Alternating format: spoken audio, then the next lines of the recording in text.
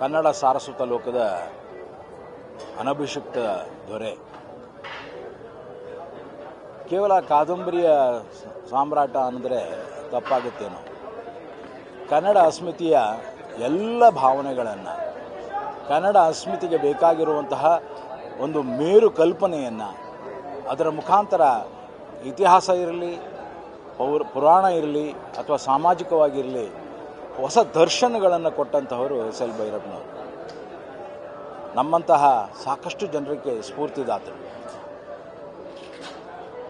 1955ರಿಂದ ಪ್ರಾರಂಭವಾದಂತಹ ಅವರ ಈ ಕಾದಂಬರಿ ಯಾನ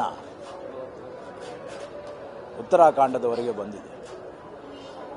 ಪ್ರತಿಯೊಂದನ್ನು ಕೂಡ ನಾವು ಮತ್ತೆ ಮತ್ತೆ ಓದಬಹುದು ಅನ್ನುವಂತಹ ಒಂದು ದೀರ್ಘವಾದಂತಹ ಅದ್ಭುತವಾದಂತಹ ಅಕ್ಷರ ಸ್ಪರ್ಶ.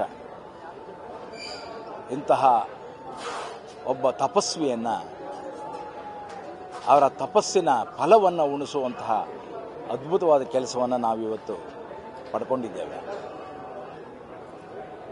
ಅಕ್ಷರ ಲೋಕ ಸದಾಕಾಲ ಕನ್ನಡದ ಈ ಸಾರಸ್ವತ ಸಂತನನ್ನು ನೆನೆಸ್ತಾನೇ ಇರ್ತಾರೆ.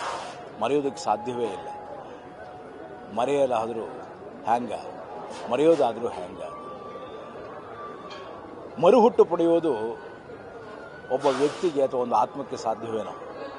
ಆದರೆ ಅವರ ಪ್ರತಿಯೊಂದು ಕಾದಂಬರಿಯಲ್ಲೂ ನಾವು ಮತ್ತೆ ಮತ್ತೆ ಅವರನ್ನು ಮರುಹುಟ್ಟು ಪಡಿತಾನೇ ಇರ್ತೇವೆ. ಮತ್ತೆ ಮತ್ತೆ ಅವರ ದರ್ಶನಗಳ ಜೊತೆಯಲ್ಲಿ ನಾವು ಬೆಳಿತಾನೇ ಇರ್ತೇವೆ. ಕನ್ನಡದ ಪ್ರತಿಯೊಂದು ವ್ಯಕ್ತಿಯು ಕನ್ನಡಿಗನಾಗಬೇಕಾದ್ರೆ ಇವರ ಇಡೀ ಸಾರಸ್ವತ ಲೋಕದ ಆ ಇಡೀ ಕೊಡುಗೆಯನ್ನು ನಾವು ಮತ್ತೆ ಮತ್ತೆ ಓದುವ ಹಾಗಾಗಬೇಕು. ಅದಕ್ಕಾಗಿ ಅವರದೇ ಆದಂತಹ ಒಂದು ಭಂಡಾರವೊಂದನ್ನು ಸೃಷ್ಟಿ ಮಾಡಬೇಕು.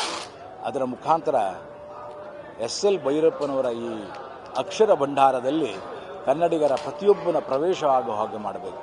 ಹಾಗಾದಾಗ ಮಾತ್ರ ಆ ಸಾರ್ಥಕತೆ ಉಳಿತದೆ. ಅವರಿಗೆ ಸಲ್ಲಿಸುವ ಗೌರವ ಮತ್ತು ಪ್ರೀತಿ, ವಿಶ್ವಾಸ ಇವೆಲ್ಲಕ್ಕೂ ಒಂದು ಬೆಲೆ ಇರ್ತದೆ. ಹಾಗಾಗಲಿ ಅಂತ ಆಶಿಸ್ತೇನೆ. ಎಲ್ಲಕ್ಕಿಂತ ಹೆಚ್ಚಾಗಿ ನನ್ನ ಮಾನಸ ಗುರುಗಳಿಗೆ ಶಿರಸಾಷ್ಟಾಂಗ ನಮನಗಳನ್ನು ಹೇಳ್ತೇನೆ. ಸದಾಕಾಲ ನಮ್ಮ ಹೃದಯದಲ್ಲಿ ಸ್ಫೂರ್ತಿ ನೆಲೆಯಾಗಿರುವ ನೀವು ನಮ್ಮನ್ನು ಬಿಟ್ಟು ಹೋಗಿಲ್ಲ, ನಮ್ಮೊಡನೆ ಇದ್ದೀರಿ. ನಮ್ಮ ಎಲ್ಲ ಕನ್ನಡಿಗರ ಒಡಲಲ್ಲಿದ್ದೀರಿ, ಮನದಲ್ಲಿದ್ದೀರಿ. ಸದಾಕಾಲ ಚಿರಂಜೀವಿಯಾಗಿದ್ದೀರಿ. ಶುಭ ನಮನ. ನಮಸ್ಕಾರ.